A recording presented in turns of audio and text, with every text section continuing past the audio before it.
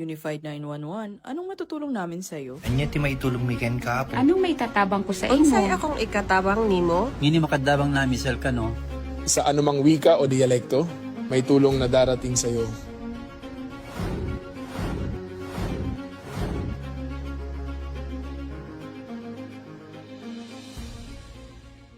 Lilingkod sa bawat Pilipino at magbibigay ng tamang impormasyon para sa tahimik at maayos na Pilipinas. Police News Network, alagad ng batas, tagapagtaguyod ng balitang pulis, sandigan ng mamamayan, patnubay ng katotohanan.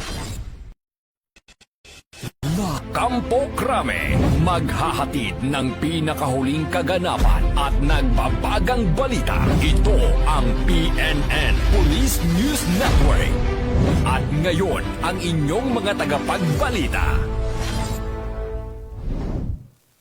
Magandang araw, bagong Pilipinas. Ako ang inyong alagad ng batas. Tagataguyod ng Balitang Pulis, Patrolman Joshua Jimenez. Maghatid sa inyo ng tamang balita, kwento ng pulis at serbisyo para sa mamamayan, at ito ang PNP News Online. Ang pangunahing balita ng Police News Network, alagad ng batas, tagataguyod ng Balitang Pulis.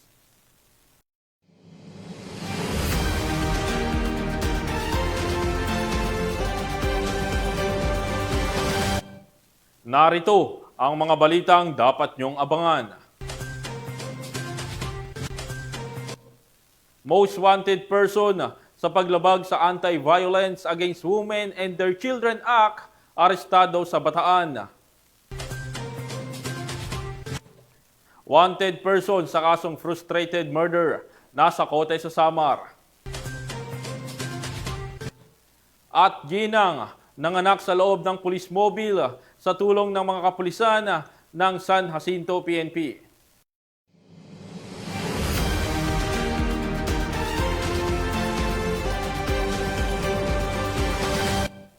Narito ang mga balitang hatid ng ating PNN correspondents mula sa iba't ibang panig ng bansa.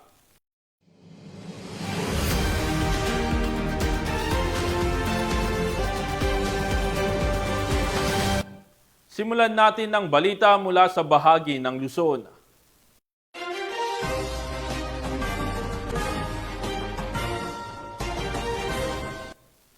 Matagumpay na naaresto ang top 7 sa listahan ng Municipal Most Wanted Person dahil sa paglabag sa Republic Act 9262 o Anti-Violence Against Women and Their Children Act of 2004. Ang report mula kay Patrolwoman Janice Bulahaw. Matagumpay na naaresto ng pinagsanib na persa ng Pilar Municipal Police Station, katuwang ang 2nd Provincial Mobile Force Company, ang isang most wanted person municipal level sa loob ng BJMP Bataan District Jail, Barangay Doña Orani, Bataan.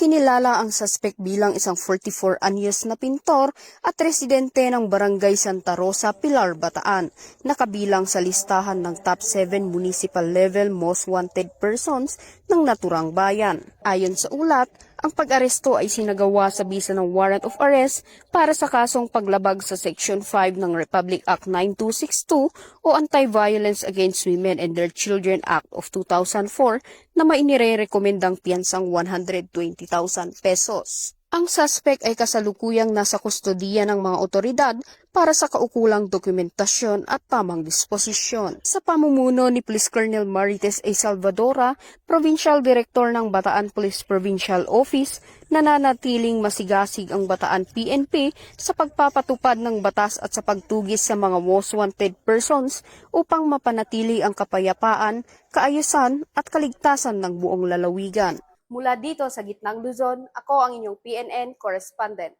Patrolwoman Janice Bulahaw. Alagad ng batas, tagataguyod ng Balitang Pulis. Maraming salamat, Patrolwoman Bulahaw. 2 individual ang naaresto ng mga tauhan ng Batangas PNP sa magkahiwalay na operasyon laban sa iligal na droga at paglabag sa batas sa pagmamay-ari ng baril. Yan ang tinutukan ni Patrolwoman Mary May Sarturio. Hindi na nakapalagpa ang dalawang suspect matapos ang isinagawang buy-bust operation ng mga tauhan ng Santo Tomas Component City Police Station. Kinilala ang mga suspect na sina alias Louie at alias Red, kapwa mga residente ng Puro 4, Barangay San Cristobal, Calamba City, Laguna. Nakumpiska mula sa mga suspect ang 6 na heat-sealed transparent plastic sachet na naglalaman ng hinihinalang shabu na may bigat na 1.4 gramo, isang caliber 9mm pistol, 2 magazines, 9 na live ammunition, isang 1,000 peso bill bilang buy-bust money, 3 cellphone at isang motorsiklo. Kasalukuyang nasa custody ng Santo Tomas Component City Police Station ang mga arestadong akusado para sa dokumentasyon at tamang disposisyon. Ang kanilang pagkakaaresto ay patunay ng dedikasyon ng ating mga kapulisan sa pagpapanatili ng kapayapaan at seguridad sa komunidad. Mula rito sa Calabarzon, ako ang inyong Police News Network correspondent, Patrolwoman Mary May Sartorio. Alagad na batas, tagataguyod ng Balitang Pulis. Maraming salamat, Patrolwoman Sarturio. Hindi sa ospital, kundi sa loob ng Police Mobile ipinanganak ang isang sanggol matapos tulungan ng mga pulis sa San Jacinto, Pangasinan ang isang ginang na inabutan ng panganganak sa gitna ng kanilang biyahe patungong ospital. Yan ang magandang balita, hatid ni Police Corporal Rafi Veloria. Katangi-tanging kabayanihan ang muling ipinamalas ng mga miyembro ng kapulisan ng San Jacinto, Pangasinan matapos nilang tulungan sa panganganak ang isang ginang habang isinusugod sa ospital. Isang lalaki ang humingi ng tulong sa impilan ng pulisya para sa kanyang asawang manganganak na. Agad naman silang inilalayan ni Police Master Sergeant Timmy Ivy Estayo, miyembro ng San Jacinto Police Station at isang licensed nurse na nagbigay ng paunang tulong at naghanda sa agarang pagdadala ng ginang sa ospital. Makalipas ang ilang sandali, dumating ang police mobile na minamaneho ni Patrolman King Abby Manawis kasama si Police Executive Master Sergeant Roy De La Peña at agad nilang isinakay ang ginang upang dalhin sa Mapandan Community Hospital. Habang nasa biyahe at tinatahak ang kahabaan ng Barangay Gibel, biglang nagsimula ang panganganak ng ginang. Sa tulong ni Police Master Sergeant Estayo at ng mga kasamang pulis, matagumpay na nailuwal ang isang malusog na batang babae sa loob mismo ng police mobile bago pa man sila makarating sa ospital. Pagdating sa Mapandan Community Hospital, agad na inasikaso ang mag-ina na ngayon ay parehong nasa mabuting kalagayan. Pinuri ng mga opisyal ng kapulisan ang mabilis na aksyon at malasakit na ipinamalas ng kanilang mga tauhan, isang patunay sa diwa ng serbisyong may puso ng Philippine National Police. Mula dito sa Ilocos Region, ako ang inyong PNN correspondent, Police Corporal Rafi Veloria, alagad ng batas, tagataguyod ng Balitang Pulis. Maraming salamat, Police Corporal Veloria. Ipinamalas ng mga tauhan ng Ifugao PNP ang diwa ng bayanihan at serbisyong may puso matapos silang magsagawa ng pagtutulong-tulong sa paglilinis ng mga gumuhong lupa na naipon sa likod ng isang paaralan sa lalawigan. Magbabalita dyan si Patrolwoman Lizelle Digman. Kita ng diwa ng bayanihan ang revitalized police sa barangay team ng 151st Maneuver Company RMFB 15 at 1st Ifugao PMFC kasama ang mga barangay officials, mga guro at mga magulang sa pamamagitan ng pagtutulungan upang tugunan ng isang kritikal na isyu sa Baang Elementary School, Hungduan, Ifugao noong ika-25 ng Oktubre 2025. Nakatuon ang sama-samang pagsisikap sa paglilinis ng mga gumuhong lupa na naipon sa likod ng paaralan na humahadlang sa natural na daloy ng tubig mula sa sapa at nagiging sanhi ng madalas na pagbaha sa bakuran ng nasabing paaralan. Ang pagpapakitang ito ng bayanihan ay hindi lamang tumugon sa agarang problema ng pagbaha kundi nagpatibay din ng ugnayan sa loob ng komunidad. Sa pagtutulungan tungo sa iisang layunin, ipinakita ng revitalized police sa barangay team, barangay officials, teachers at mga magulang ang kapangyarihan ng pagkakaisa at pagtutulungan sa pagharap sa mga hamon at paglikha ng magandang kinabukasan para sa mga bata ng barangay Baang Hungduan, Ifugao. Ang inisyatiba ni ito ay nagsisilbing isang maliwanag na halimbawa ng pagpapakita ng shared responsibility na maaaring humantong sa positibo at pangmatagalang pagbabago. Mula dito sa rehiyon ng Cordillera, ako ang inyong PNN correspondent, Patrolwoman Digman, alagad ng batas, taga-taguyod ng Balitang Pulis. Maraming salamat, Patrolwoman Digman. Tunghayan naman natin ang mga balita mula sa bahagi ng Visayas.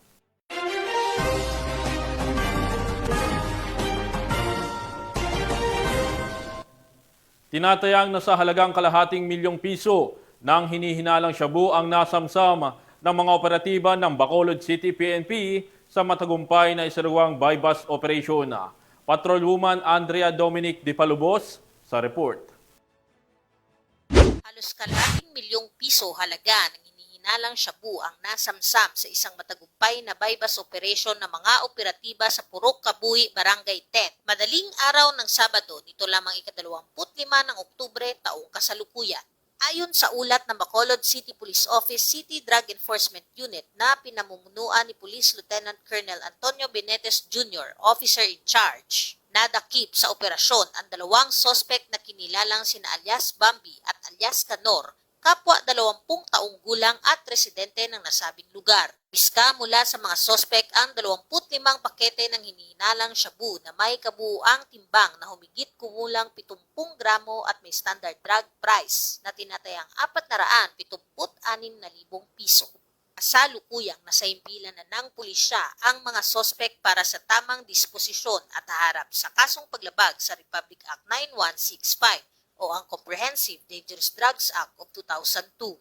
Ang operasyon ay bahagi ng patuloy na kampanya ng Philippine National Police laban sa iligal na droga na naglalayong tiyaking ligtas at payapa ang mga pamayanan sa buong bansa. Patuloy naman ang panawagan ng Bacolod City Police Office sa publiko na makipagtulungan sa mga kapulisan sa pamamagitan ng pagbibigay ng impormasyon upang mapanatili ang seguridad at katahimikan sa lungsod. Tinitiyak ng PNP na hindi ito titigil sa kanilang misyon na linisin ang mga komunidad laban sa iligal na droga tungo sa isang mas maunlad, mapayapa at ligtas na pamayanan. Mula dito sa Police Regional Office 6, ako ang inyong Police News Network Correspondent, Patrolwoman Andrea Dominic de Palubos, alagad ng batas, taga-taguyod ng Balitang Pulis. Maraming salamat, Patrolwoman de Palubos. Arestado ang isang construction worker matapos maulihan ng mahigit ₱100,000 halaga ng hinihinalang shabu sa isinagawang buy-bust operation ng mga operatiba ng Loon, Bohol. Patrolwoman Anlin Canoog sa balita. Ng Loon PNP ang higit 100K na halaga ng hinilalang shabu mula sa isang construction worker sa sinagawang bypass operation sa Bahay Loon, Bohol noong ika-27 ng Oktubre sa taong kasalukuyan. Kinilala ni Police Captain Thomas Chong, Chief of Police ng Loon Municipal Police Station, Bohol Police Vigil Office ang suspect si Alias Uso, 24 anyos at residente ng Purok 2, Barangay Pundo, Loon, Bohol. Ikinasa ng operatibang naturang operasyon bandang 12:41 ng madaling araw na nagresulta sa pagka-aresto ng sospek. Nasa batang 4 na pakete ni hinilalang shabu na may kabuuang timbang na 16 na gramo at may standard drug price value na ₱108,800. Coin purse, cellphone at buy-bust money. Samantala, kasalukuyang nasa kustodiya ng sabing tanggapan ng sospek para sa dokumentasyon at tamang disposisyon. Ang mga kapulisan ay patuloy sa pagpapaigting ng kanilang kampanya kontra illegal na droga at tiyaking ligtas ang bawat mamamayan sa banta ng kaharasan na nidulot ng paggamit ng pinababawal na gamot. Mula dito sa Central Visayas, ako ang inyong Police News Network Correspondent, Patrolwoman Annalyn N. Canoog, alagad ng batas, taga-taguyod ng Balitang Pulis. Maraming salamat, Patrolwoman Canoog. Samantala sa kulungan ng bagsak ng nakatalang top 7 provincial most wanted person sa kasong frustrated murder matapos maaresto ng Villarreal PNP sa Barangay Villarosa, Villarreal, Samar. Nakatutok dyan si Patrolwoman Camberley Flores.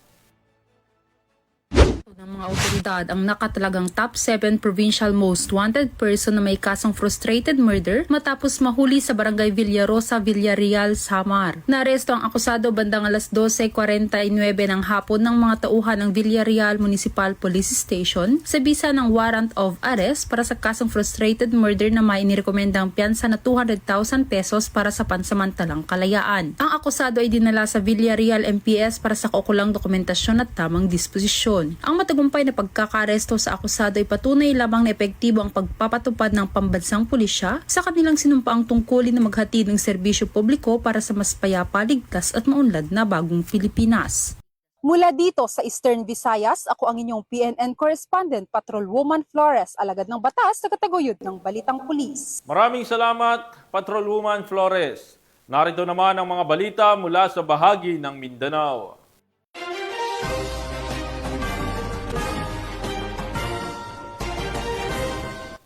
Muling pinatunayan ng kapulisan ang kanilang mahalagang papel sa pagpapanatili ng kapayapaan matapos makiisa ang mga tauhan ng 1st Provincial Mobile Force Company ng Lanao del Sur Police Provincial Office sa matagumpay na Rido Settlement o pag-aayos ng alitan sa pagitan ng dalawang pamilya sa lalawigan.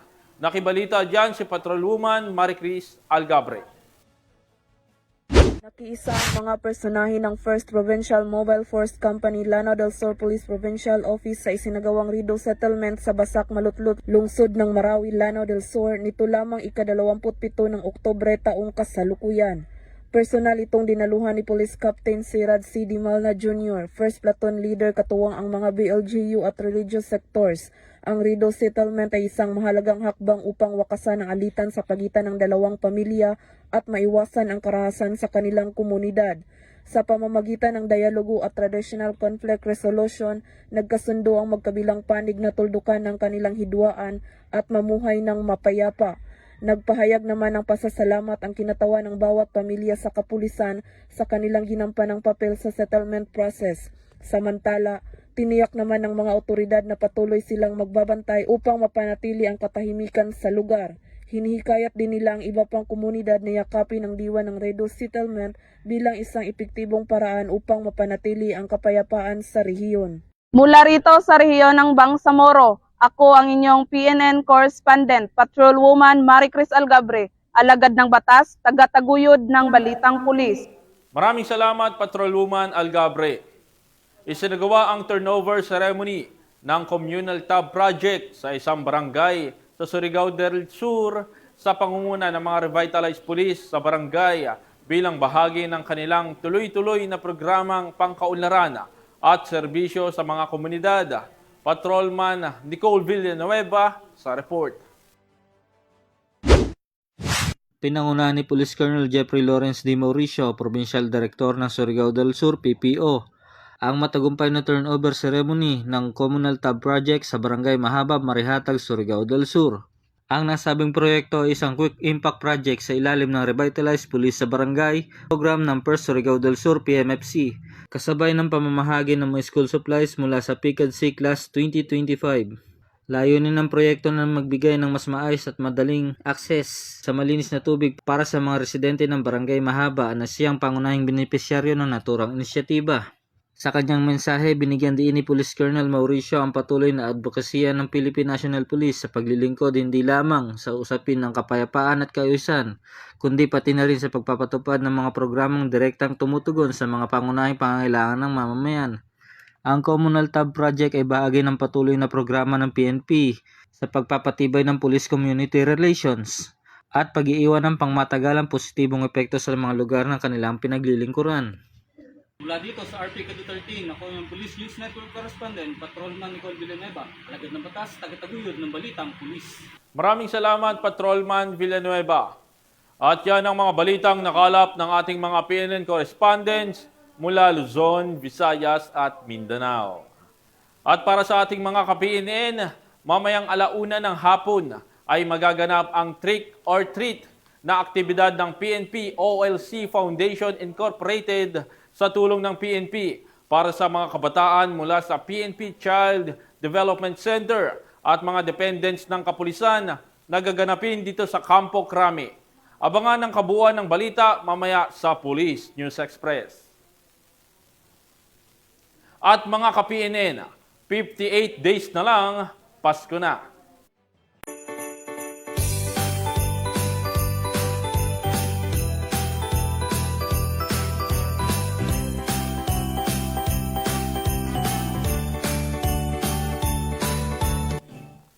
Sa ngalan po ng pamunuan ng Philippine National Police sa pangunguna ni Acting Chief PNP, Police Lieutenant General Jose Melencio Corpus Nartatis Jr. at sa pamumuno ni President Ferdinand Bongbong Marcos Jr. Kami ay maglilingkod sa bawat Pilipino at magbibigay ng tama at balanseng balita. Kami ang bagong PNP para sa bagong Pilipinas, serbisyong mabilis, tapat at nararamdaman. Mula rito sa tanggapan ng tagapag-ugnay ng Pambansang Pulisya, ako ang inyong alagad ng batas, tagataguyod ng Balitang Pulis, Patrolman Joshua Jimenez. Maghatid ng tamang balita, kwento ng pulis at serbisyo para sa mamamayan at ito ang PNP News Online, ang pangunahing balita ng Police News Network.